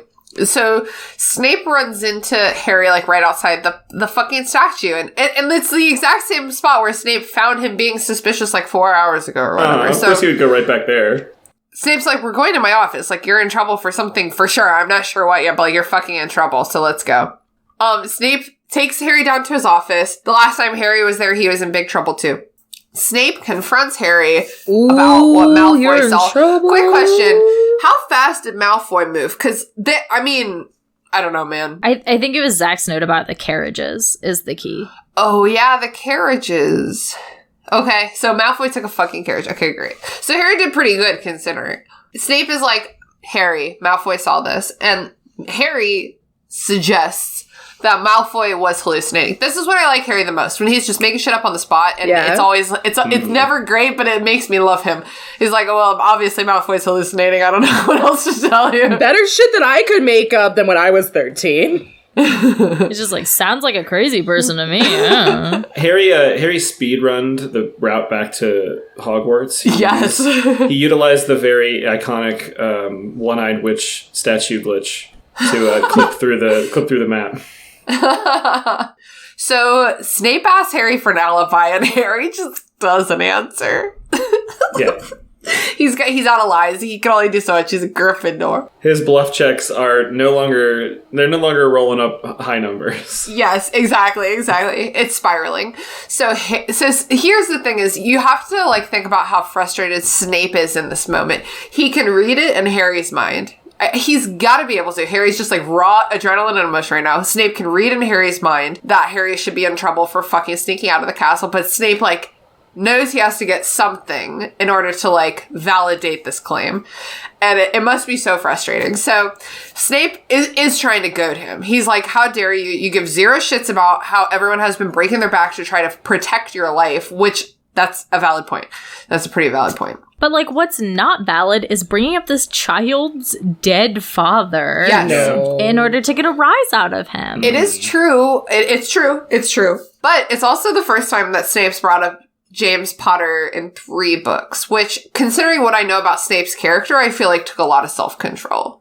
I know, but, like, come on, man. This goes back to, like, adults not being good adults in basically this entire series. Because, like, this is a moment where you, as the adult, have to be like, ooh, there's an easy way for me to get him angry and have him tell me things, which is to insult his dead father, or I can be the adult in this scenario. Yeah, and not only does he insult his dead father, but he plants that seed that Harry carries with him, I would argue, for the whole rest of this series of, like, your dad was not this god you believe him to be. Like, your dad was a really flawed human, and I feel personally victimized by him, honestly.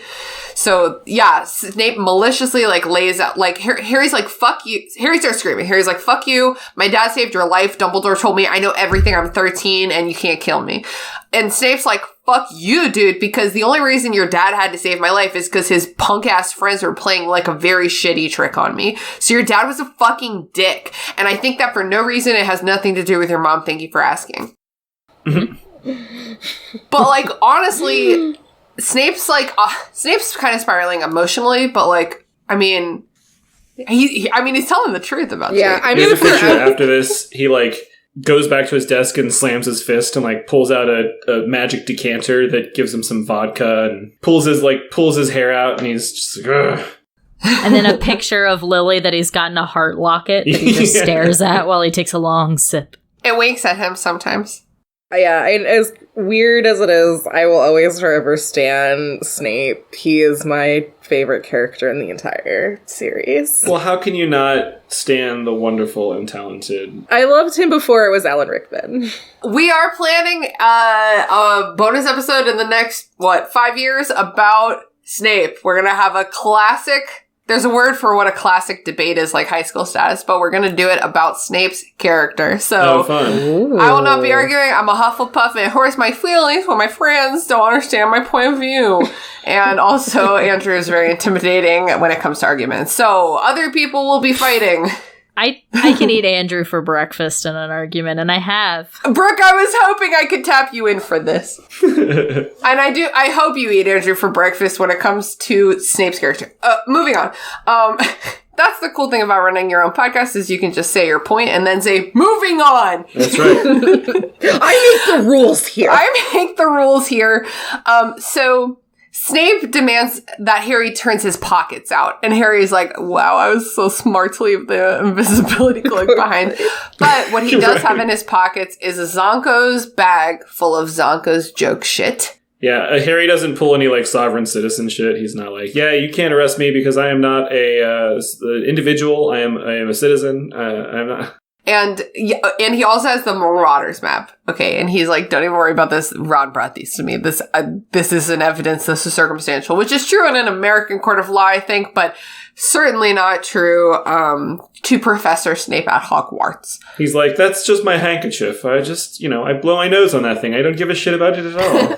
Yeah, so Harry's like, I don't even care about that shitty paper. And Snape's like, I can read your mind, so I'm going to throw it onto this fire. And Harry's like, wait, no, don't throw it on the fire. So Snape's like, this is more than just a piece of shitty paper. He's like, no, I was just doing a painting and I liked the texture of the parchment. It's really nice.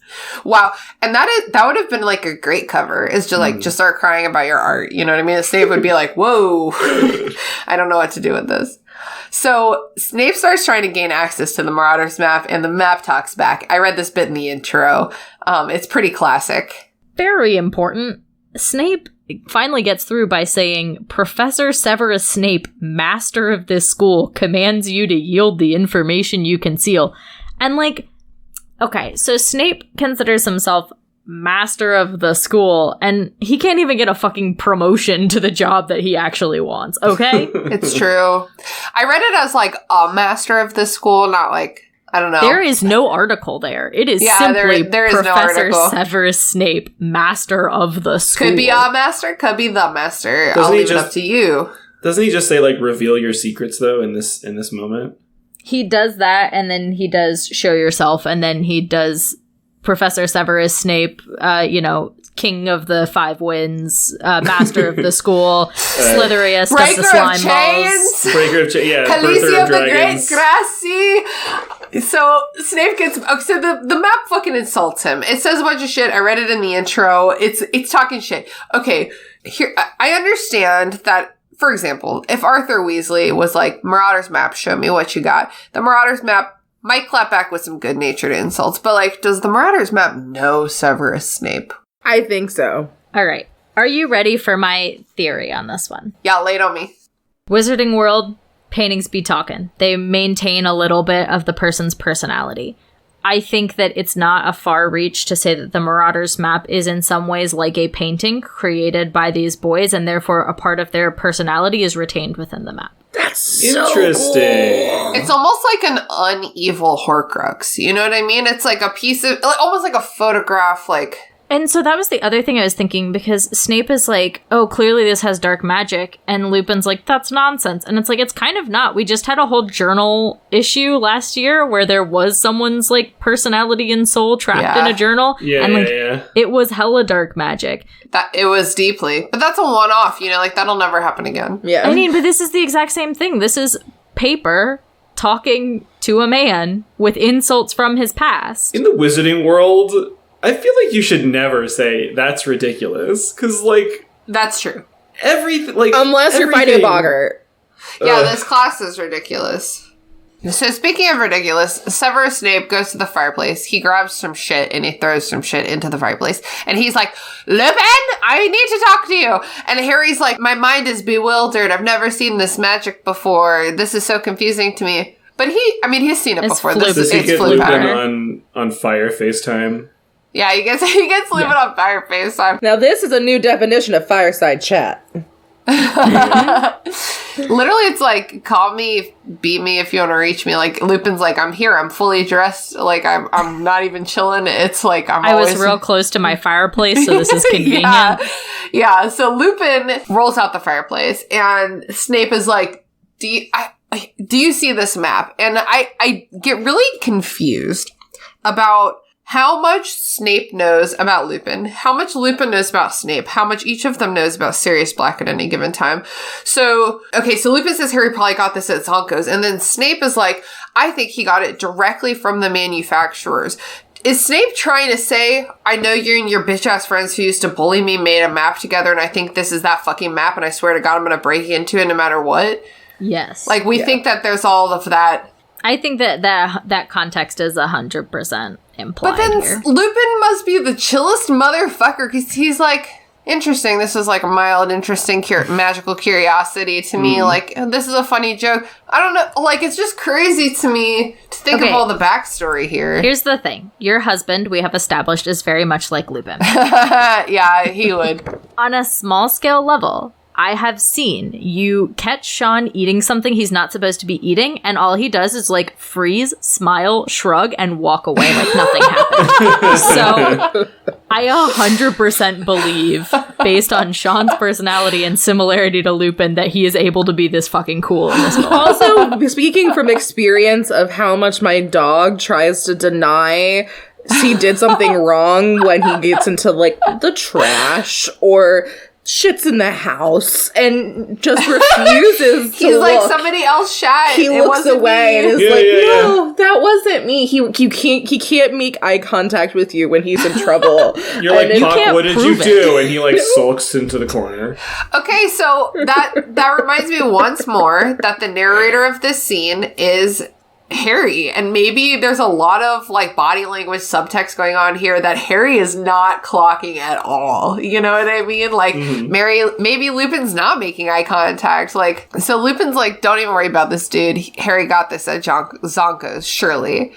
And then Ron bursts in, being like, I gave Harry that stuff. I ran all the way here from Hogsmeade for no reason. Don't ever worry about it. I knew exactly where you were in Snape's office. When Harry like comes out of the statue and Snape is like right there, in my head I pictured Harry just like doubled over, like panting, Yeah. and then he sees Snape and he just like tries to like nonchalantly like lean against the. So, what's up, Snape? But Ron doesn't have the wherewithal to do that here. He's just like, out of context, Harry's innocent. I know nothing. Ron isn't even like ride or die in this scene. He's just ready to die. Like, he doesn't even need the ride. He's just like, I have come to throw myself on the pyre for my friend. Captain, my captain. Ron is Captain Ron. a good friend. Ron's a good friend, and I truly believe that the only reason he's mad at Hermione right now is because she is not being a true friend, and that's all he wants in this life, because the trio represents the other three houses, and Ron is Hufflepuff. All right. So Lupin's like, cool, great. I'm glad this was just a big misunderstanding. Obviously, Ron's here to save the day. Harry just has this weird parchment. I'm here to validate it. I'm the Defense Against the Dark Arts teacher. I'm going to take it with me. Nothing special. I just want to dispose of it properly. We recycle here at Hogwarts. Let's go. And Snape, I believe, just mouth agape, watches them all exit his office, and he's like, how did I fuck this one up? I thought I had them all in my hands, and now they're all walking out of here. Lupin has been here exactly 1 year, and he already outranks Snape. What is that about? I think he just outsmarts Snape. Yeah. I think he just he bumbles him. It's like if you throw someone an object, they'll try to catch it and you can just walk past it, you know? That's such a lovely metaphor for what just happened. So in the entrance hall, Lupin is evidently a little bit mad at, he's madder in the entrance hall at Harry and Ron than he was in Snape's office, because he goes from trying to protect Harry from Snape to trying to protect Harry for his damn idiot self. He's literally, Harry, I know exactly what this is. I'm not going to tell you any backstory. Don't even worry about it. I'm just going to hint mysteriously. It's not cool that you have this. You definitely should have turned it in. And just to reiterate, everyone that you literally know is breaking their backs trying to protect you bodily from a murderer. And I can't believe you're this stupid. But surely on some level, he can believe that Harry's that stupid, you know? Because he was best friends with James.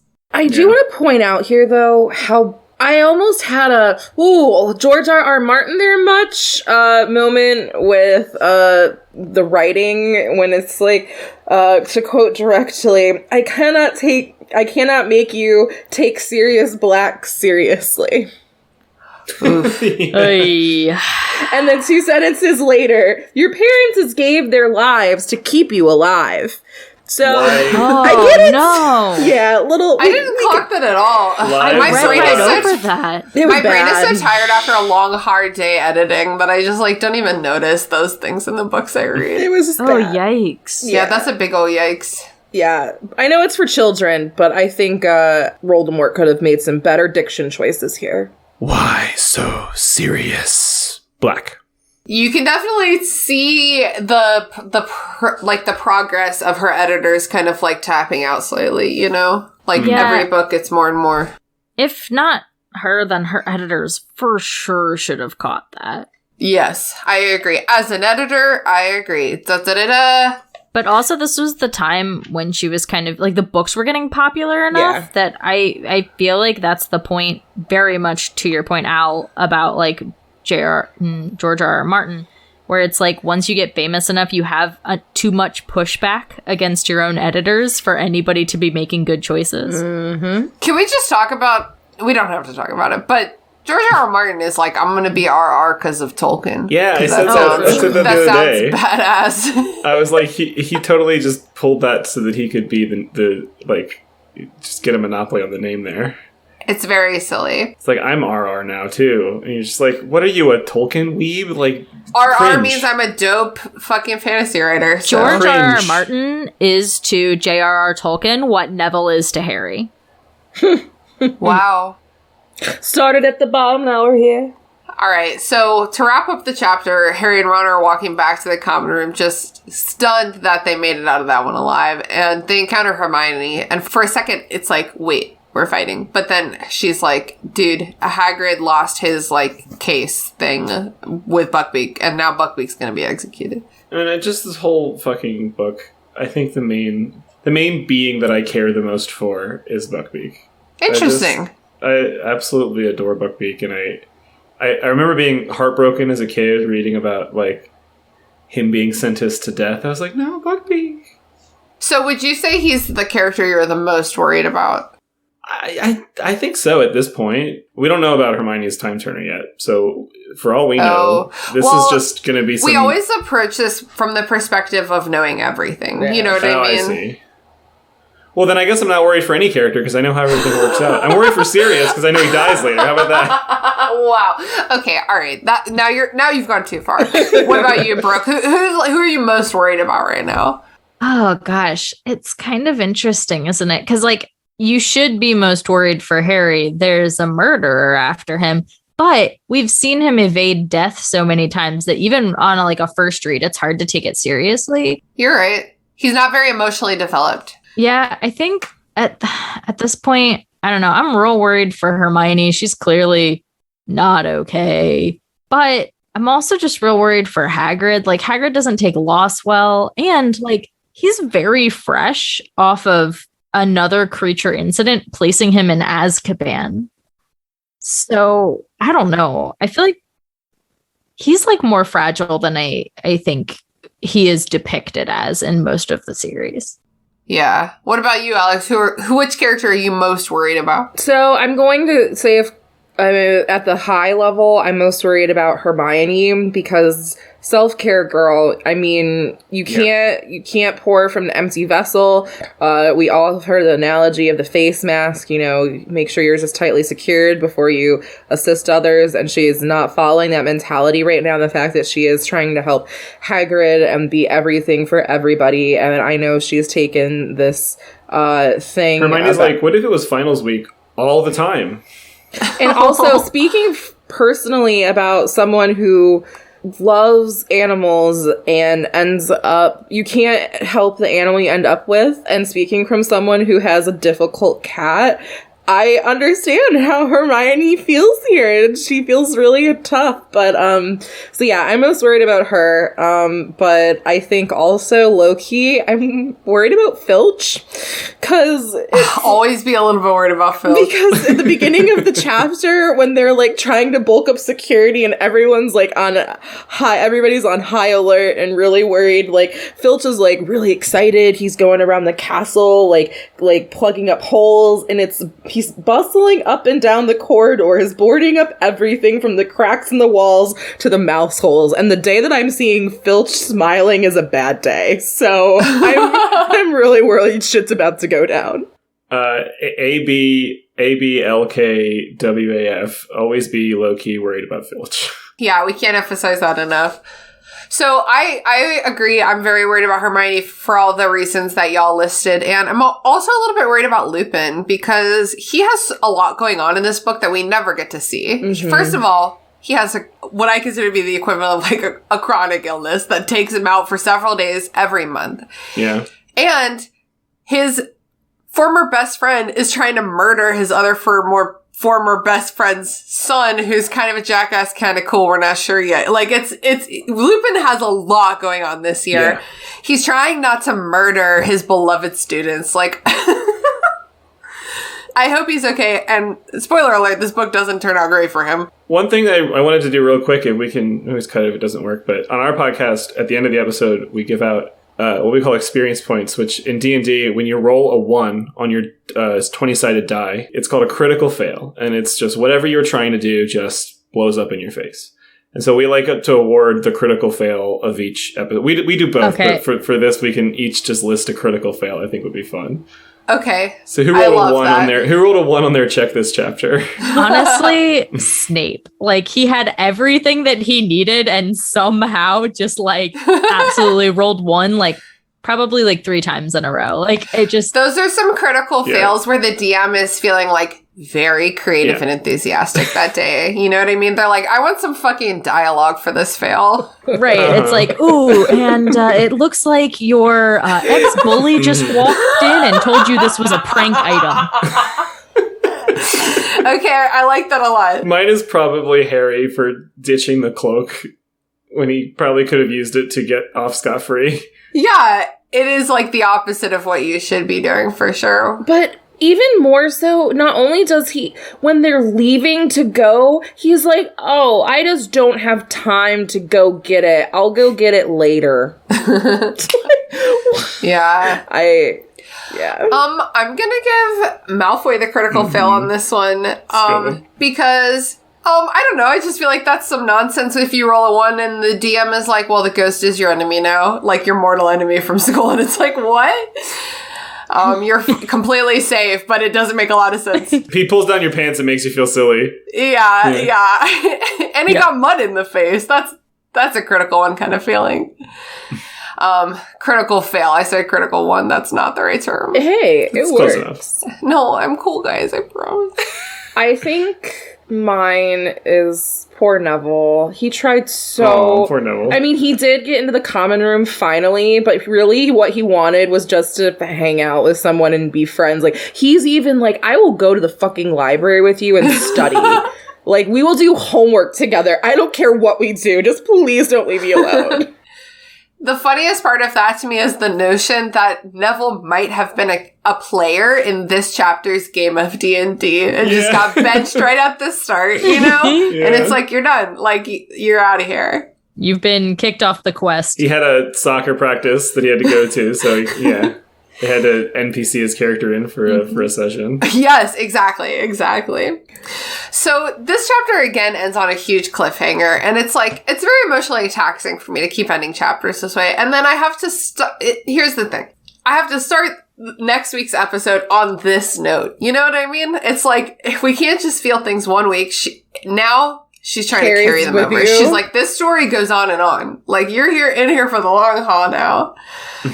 So that's the end of that. Does anyone else have anything about this chapter that we didn't get into enough? We've been chatting for quite a bit, and I fucking love this chapter. It was a really good chapter. It was a fun chapter. It's just so classic. And can you believe it doesn't even... In the movies, I think... The same scene happens, but it's not nearly as dramatic, right? No, yeah, because he's fucking pulling on shit and it snowballs. Yeah, and they don't capture him. They just run away. The whole confrontation afterwards, it happens, but it's at a later time. It's late at night, and Harry thinks he saw Peter Pettigrew on the map, but he didn't, and it's really turns into Snape. So yeah. This is my galaxy brain theory, by the way, is that I think that all of people are oh, what could Hermione have done with a time turner? And it's literally all Hermione had to do was go back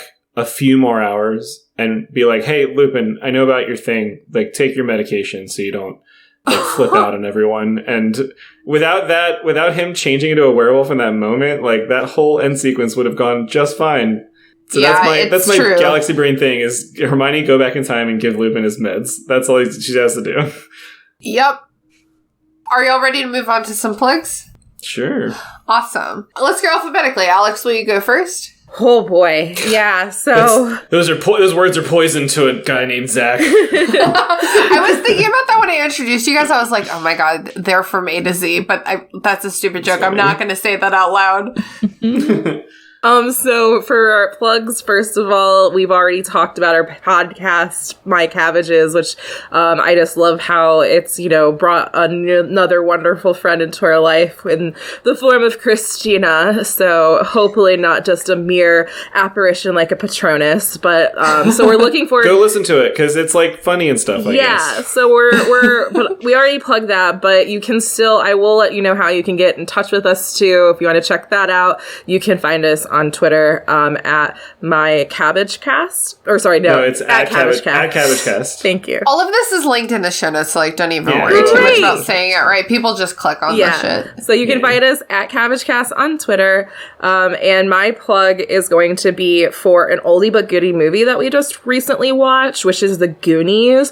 It is one of my old favorites. And when you really realize the people that were behind it, I mean, Steven Spielberg, it was just, it's an overall good one. Baby Sean Astin. So it's really hard not to enjoy it, and it has really big 80s D&D energy to me. So if you're looking for a good classic film to watch, and but we're also waiting for season 4 of Stranger Things, I think, and plus Cyndi Lauper, it's the best song out of any 80s movie ever, except maybe the breakfast club. So that's my plug. And also, as a public health person, and I heard another guest plug this, and I'm just going to keep that tradition alive by plugging masks. Like, please all continue to wear them. Even if you've been vaccinated, wear a mask. Still wear masks. So thank you for doing your part for people such as myself who work in public health, make our lives just a little bit easier. So thank you for doing your part and helping your community. Yeah. Very excellent plugs indeed. Brooke, how about you? You can find me on Instagram at Passion4Parks. You can find me on Twitter at GrumpyBrooke. And this week, I'm going to plug a show that I found on Netflix and then immediately binged all of, and that is Crazy Ex-Girlfriend. It is insanely good. It is a musical comedy about a woman navigating her romantic life with borderline personality disorder.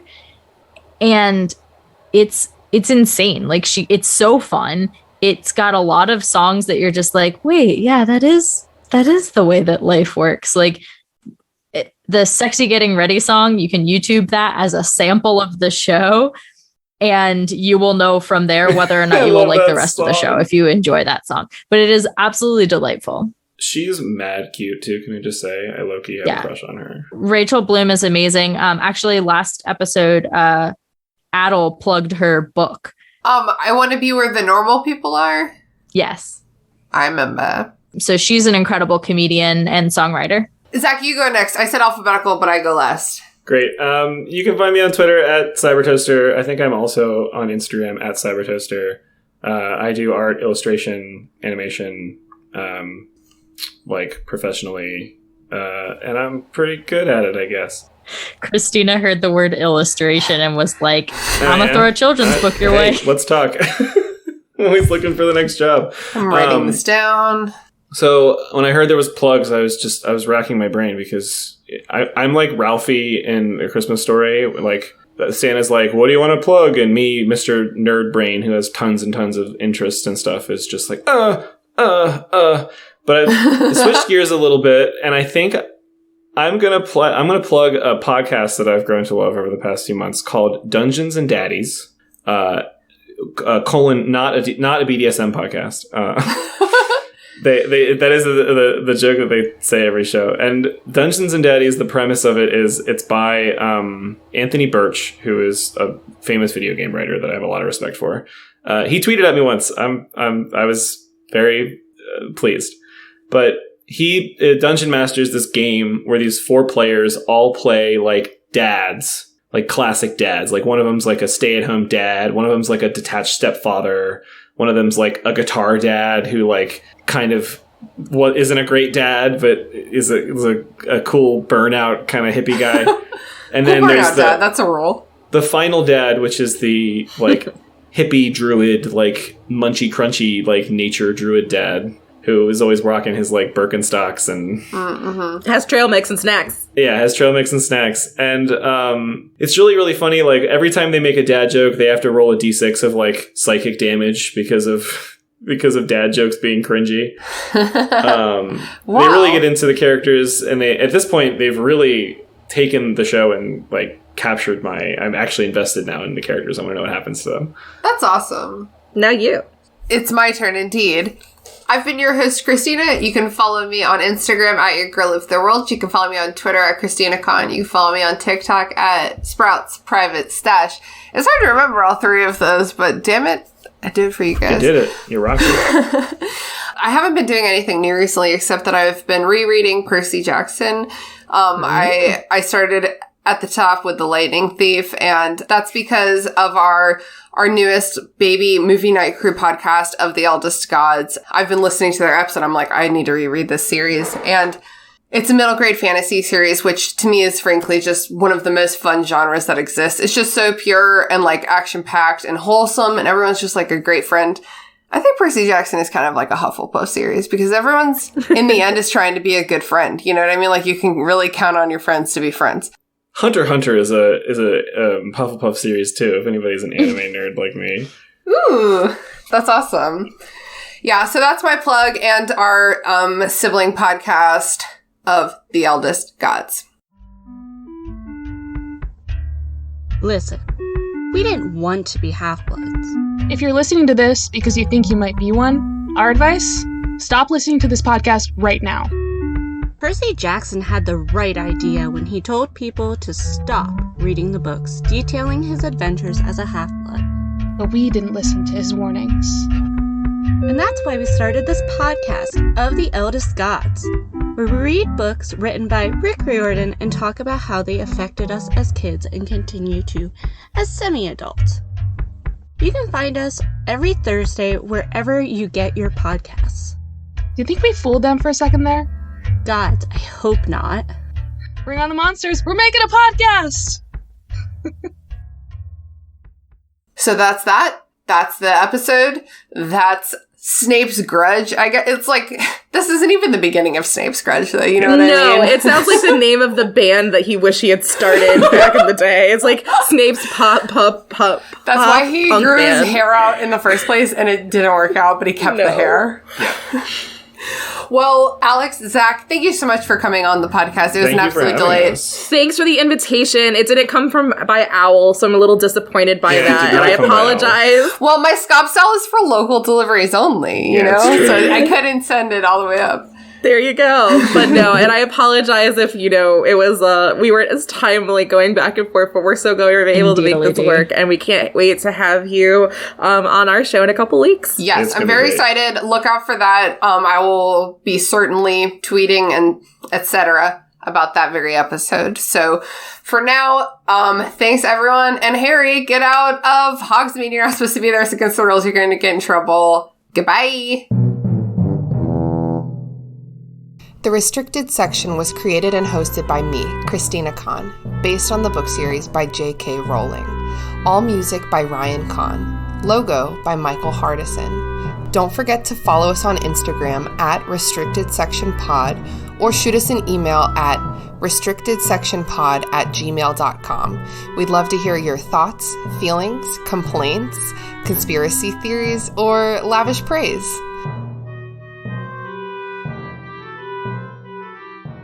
This episode didn't want to happen, but we made it.